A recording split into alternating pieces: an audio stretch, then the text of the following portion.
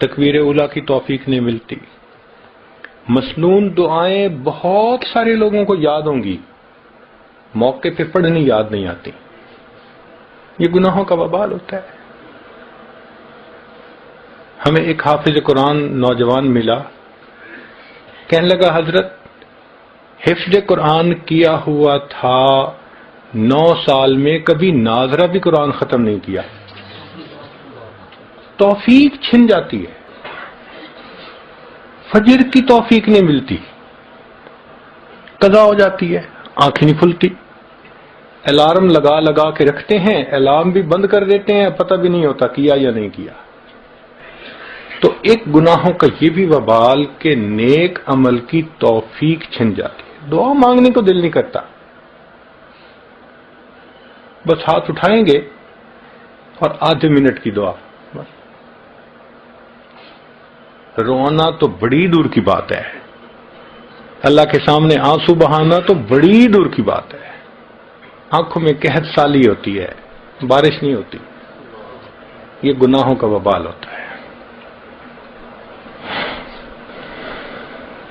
ایک یہ کہ بے برکتی ہوتی ہے زندگی میں، جو کام میں ہاتھ ڈالو وہی ادھورا، کوئی کام سمٹتا نظر نہیں آتا، ڈیل ہوتے ہوتے رہ جاتی ہے.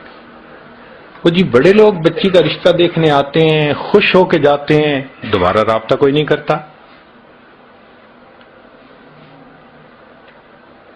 وہ جی بچے کا کوئی بزنس کا سبب نہیں بن رہا، یوں لگتا ہے کہ اتنی محنت کے باوجود کام سمٹتا نظر نہیں آتا. تو اس کی وجہ کیا ہوتی ہے؟ بے برکتی ہوتی ہے. نہ وقت میں برکت، نہ صحت میں برکت. اب 22 سال کا نوجوان ہو اور شکایت کرے جی کہ مجھے لو بیک پین ہے، تو یہ بے برکتی کے سوا اور کیا ہے؟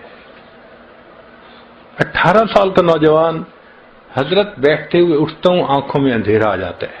18 سال کی عمر میں صحت میں برکت ہی نہیں رہی. تو نہ وقت میں برکت، نہ صحت میں برکت، نہ رزق میں برکت. جتنے گھر کے افراد ہیں سب کے سب کمانے والے، خرچے پورے نہیں ہوتے. اس کو بے برکتی کہتے ہیں. تو گناہوں کے وبال، ایک وبال یہ بھی ہے کہ نعمتیں زائل ہونا شروع ہو جاتی ہیں. خود کہتے ہیں حضرت ایک وقت تھا لوگوں سے لاکھوں لینے تھے، آج ایک وقت ہے کہ لوگوں کو لاکھوں دینے ہیں. ایک وقت تھا مٹی کو ہاتھ لگاتے تھے سونا بن جاتی تھی، آج سونے کو ہاتھ لگاتے ہیں مٹی بن جاتا ہے. کیوں ایسا ہوتا ہے؟ کہ جو پروردگار نعمتیں دینا جانتا ہے وہ پروردگار نعمتیں لینا بھی جانتا ہے. تو گناہوں کی وجہ سے اللہ نعمتیں واپس لے لیتے ہیں. تو آخرت میں تو جو سزا ملے گی وہ تو اپنی جگہ، دنیا میں ہی ان گناہوں کی وجہ سے مصیبتیں ہوتی ہیں انسان کے سر پر. اس لیے ان گناہوں کا ایک ہی حل ہے کہ انسان ان سے توبہ کرے.